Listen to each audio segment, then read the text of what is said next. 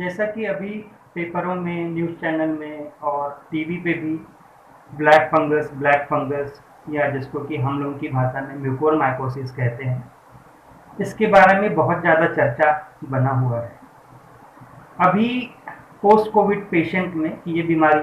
काफ़ी देखने में आ रही है और दिखने में आने के अलावा ये बीमारी बहुत ही भयानक रूप में सामने आ रही है, जिसके कारण से इसकी चर्चा हर जगह हो रही है। यह बीमारी शुरुआत में तो जो इसके प्रारंभिक लक्षण रहते हैं उसमें पेशेंट थोड़ा सा इसको इग्नोर करता है, जिसके कारण से जब ये डॉक्टरों के पास में आता है तो ये बीमारी के लक्षण काफ़ी बड़े हुए रहते हैं, जिससे पेशेंट की जान को भी खतरा होने का डर रहता है।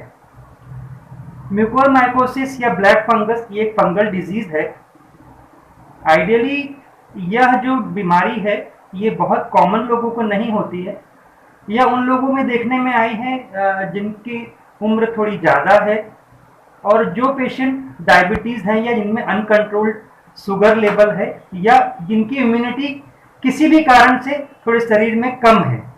चाहे वो रीनल डिजीज भी हो सकते हैं और भी कोई ब्लड कैंसर के मरीज हैं या किसी और प्रकार के कैंसर के मरीज हैं या दूसरी ऐसी कोई बीमारी जिससे उनके शरीर में इम्यूनिटी कम हो गई हो,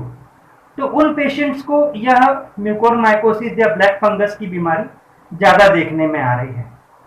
कोविड-19 एक ऐसी बीमारी है जो मरीज को और वीक कर देता है और कोविड-19 में जो कुछ मेडिसिन यूज़ की जा रही है वह भी इस बीमारी के लिए एक अच्छा वातावरण तैयार करती है, जिससे यह बीमारी काफ़ी बढ़ के उन पेशेंट्स में आ रही है। खासकर कोविड-19 के ट्रीटमेंट के लिए जो थोड़े सीरियस पेशेंट हैं उनको स्टेरॉयड इंजेक्शंस देना। दूसरा, अगर पेशेंट को आईसीयू में है तो ऑक्सीजन लगाना। तो बहुत बार जो पेशेंट प्रोलॉन्ग आईसीयू में एडमिटेड हैं और जिनको ऑक्सीजन की रिक्वायरमेंट, ऑक्सीजन मास्क की रिक्वायरमेंट ज़्यादा रही है और जिनको स्टेरॉयड इंजेक्शंस लगाने पड़े हैं कोविड के इलाज के लिए और जिसके कारण से उनका ब्लड शुगर लेवल और ज़्यादा अगर बिगड़ गया है,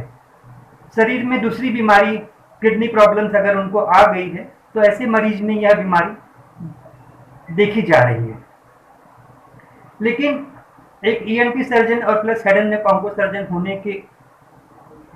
बिहार में मैं यह बोलना चाहूँगा कि ठीक है, यह बीमारी हमको देखने में मिल रही है और उसके नंबर्स भी बहुत ज़्यादा हैं, लेकिन फिर भी मीडिया के द्वारा, पेपर के द्वारा, टीवी न्यूज़ के द्वारा लोगों के मन में जागरूकता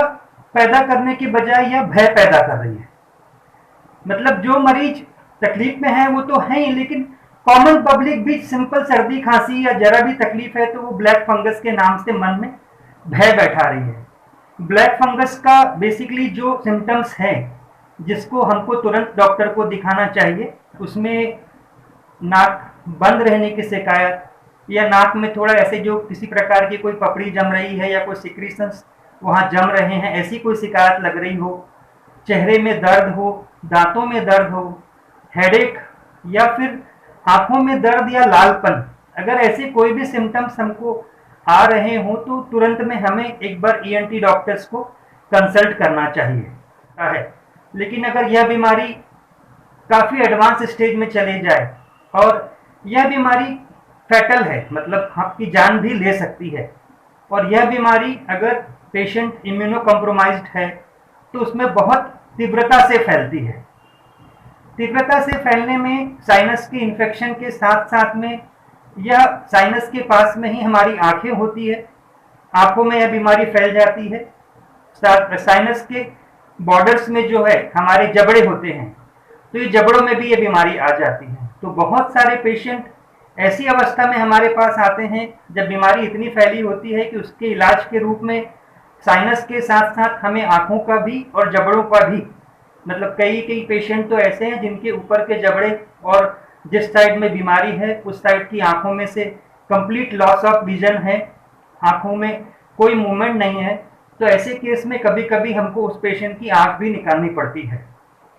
इस बीमारी का सबसे बड़ा जो भय और डर जो है कि अगर ये साइनस और आँखों और दांतों तक सीमित है तो भी फिर भी हम ऑपरेशन करके तो इसे निकाल सकते हैं, लेकिन यह बहुत जल्दी हमारे ब्रेन में और लंग्स में भी फैल जाती है। कोविड पेशेंट वैसे ही लंग्स को लेकर के काफ़ी वीक रहते हैं, और अगर यह बीमारी लंग्स में चले जाए तो उनके लिए यह बहुत ही भयानक रिजल्ट दे सकती है। ब्रेन में यह बीमारी जाने के बाद में बहुत कुछ ट्रीटमेंट ऑप्शंस हमारे पास नहीं बचते हैं। और अभी जो सबसे बड़ी समस्या हमारे साथ में जो आ रही है, बीइंग अ ट्रीटिंग डॉक्टर, अगर हम पेशेंट का इलाज कर रहे हैं तो ऑपरेशन तो हम पेशेंट का कर लेते हैं, लेकिन ऑपरेशन के बाद या ऑपरेशन के पहले भी जो इसके इलाज के लिए एक सिंगल ड्रग जो अवेलेबल है, that is injection amphotericin B, जिसकी मार्केट में अवेलेबिलिटी ही बहुत कम है और 10 में से केवल एक आध पेशेंट को मिल पा रही है, और वो भी बहुत मुश्किल से उनको अवेलेबल हो पा रही है। प्राइवेट हॉस्पिटल ओनर होने के या प्राइवेट हॉस्पिटल में काम करने का हमें सबसे बड़ा जो अभी प्रॉब्लम आ रही है वो यही है कि हमें पेशेंट्स को एम्फोटेरेसिन बी इंजेक्शंस जो हैं उसकी अवेलेबिलिटी नहीं होने से हमारे ट्रीटमेंट में थोड़ी सी बाधा उत्पन्न हो रही है। दूसरी और भी ट्रीटमेंट ऑप्शंस अवेलेबल हैं, बट क्योंकि यह बीमारी बहुत ज़्यादा कॉमन या इतनी बहुतता में पहले नहीं पाई गई थी, तो दूसरे और मेडिसिन का इस बीमारी में कितना रोल है इसके बारे में अभी हम बहुत श्योर नहीं हैं। इस वजह से हम लोग पूरी तरह डिपेंडेंट है एम्फोटेरेसिन बी इंजेक्शंस पे। लेकिन एम्फोटेरेसिन बी इंजेक्शंस भी 2-3 प्रकार के हैं, जिसमें एक लाइपोसोमल है, एक क्रिस्टलाइन है और एक लिपिड बेस्ड है। तो लाइपोसोमल एंड लिपिड बेस्ड वो बहुत सेफ है पेशेंट के लिए, और उसका इफेक्ट ब्रेन में और बाकी जगहों पे भी बहुत अच्छा है, लेकिन वो इतना कॉस्टली है कि वो हर किसी के बस की बात नहीं है। मतलब वो उसका ट्रीटमेंट एक आदमी को पर डे का 30 से 35 हज़ार रुपये का खाली इंजेक्टेबल एम्फोटेरेसिन का खर्च है, जो कि अगेन एक बहुत बड़ा हर्डल है पेशेंट के ट्रीटमेंट के लिए। और जो सादा वाला एम्फोटेरेसिन इंजेक्शन है जिसकी वैल्यू बहुत कम है, लेकिन उसके साइड इफेक्ट्स इतने हैं कि बहुत एजेड पेशेंट में वो हम बहुत लंबे समय तक दे नहीं सकते, और ये इंजेक्शंस हमें ऑपरेशन के बाद कम से कम 2 हफ्ते तक पेशेंट्स को देना जरूरी है। तो एज ए प्राइवेट प्रैक्टिशनर हम लोगों के हाथ बहुत बंधे रहते हैं। बहुत निम्न वर्ग के पेशेंट्स का हम प्राइवेट में चाह कर भी इलाज नहीं कर पा रहे हैं। तो गवर्नमेंट से और समाज सेवकों से और जो मीडिया कर्मी हैं उनसे हम यही रिक्वेस्ट करेंगे कि किसी भी तरह से इस फील्ड में अगर मदद हम लोगों को हो जाए कि यह इंजेक्शन की अवेलेबिलिटी बहुत आसानी से और उसके रेट्स भी अगर कंट्रोल किया जाए तो शायद पेशेंट्स को इस इलाज में काफ़ी फायदा मिले। सर, ये हम भी सुन रहे हैं और पेपर में बहुत बार ये खबर हमको भी जानकारी मिल रही है, लेकिन गवर्नमेंट की राशनिंग वाली कोई बात अभी तक सामने हमारे आई नहीं है, क्योंकि हमारे जो मेडिकल स्टोर्स वाले ओनर हैं उनसे भी जब भी बात करो तो उनका कहना है कि गवर्नमेंट के पास भी अभी ये इंजेक्शंस अवेलेबल नहीं है। तो राशनिंग की बात तो ये है कि अगर उनके पास अवेलेबल हो तो वो राशनिंग करेंगे, और राशनिंग करें बहुत अच्छी बात है, उससे एक तो रेट्स में कंट्रोल आ जाता है और जो एक्चुअल में सही पेशेंट है उसको ही ये दवाई मिल पाती है। बहुत बार अगर फ्रीली अवेलेबल हो मतलब नहीं है और लोग यहाँ वहाँ से अरेंजमेंट कर रहे हैं तो उसकी कालाबाजारी बहुत जोर शोर से हो रही है, जिसको कि जैसे कि इंजेक्शन रेमडेसिविर के लिए गवर्नमेंट ने एक्शन लिया था,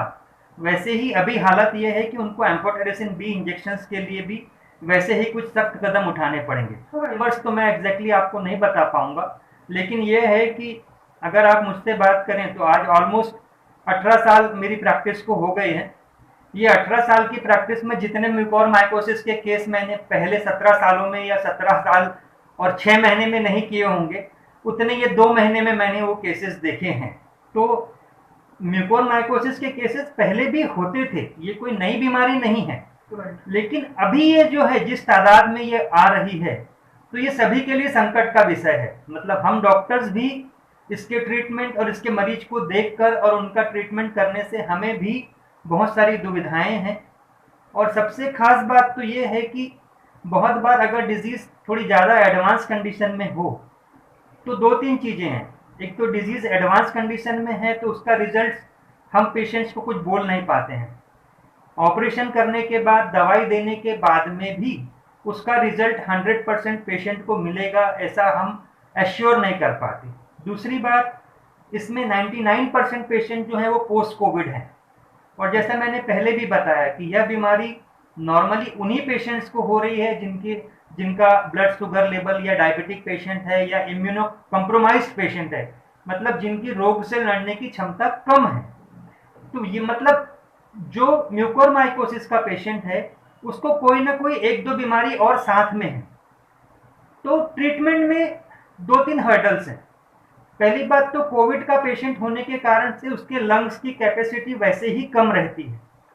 दूसरा, ये ऑपरेशन में हमको पेशेंट को पूरी तरह से बेहोश करना पड़ता है, फिर ऑपरेशन होता है। तो बहुत बार पेशेंट ऑपरेशन टेबल पे भी गड़बड़ करते हैं, मतलब जिन उनका स्वास्थ्य बराबर साथ नहीं देता। तो मतलब ये सारे पेशेंट हाई रिस्क पेशेंट या हाई रिस्क ग्रुप में जाते हैं। तो अगेन पेशेंट और उनके रिलेटिव के लिए एक बहुत बड़ा मानसिक तनाव का विषय रहता है कि ये बीमारी उनको है और बीमारी के साथ साथ में उनको दूसरी प्रॉब्लम भी है, तो सर्जरी में उनका क्या होगा। तो सबसे बड़ा रास्ता एक ही है कि अगर जैसे आप पोस्ट कोविड पेशेंट हैं तो सबसे पहले इसके जो रिस्क फैक्टर हमने जो इसके पहले भी बताया आपको कि अगर आप डायबिटिक हैं तो आपका ब्लड शुगर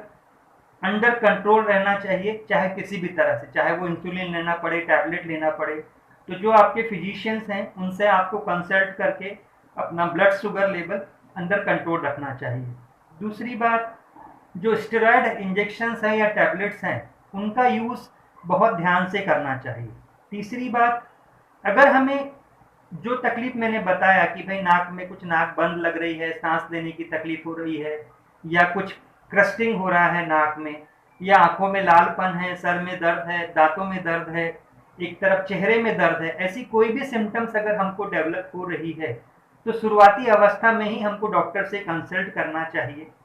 रही बात बचाव की, तो हम हर पेशेंट को उसको बचाव के लिए कोई दवाई नहीं दे सकते, क्योंकि ऐसी कोई दवाई है भी नहीं कि ये देने से इसका बचाव 100% हो जाएगा। तो ये बीमारी वैसे भी अगर हम 1000 पेशेंट्स की बात करें तो 1000 में 1 या 2 पेशेंट्स को ये बीमारी हो रही है,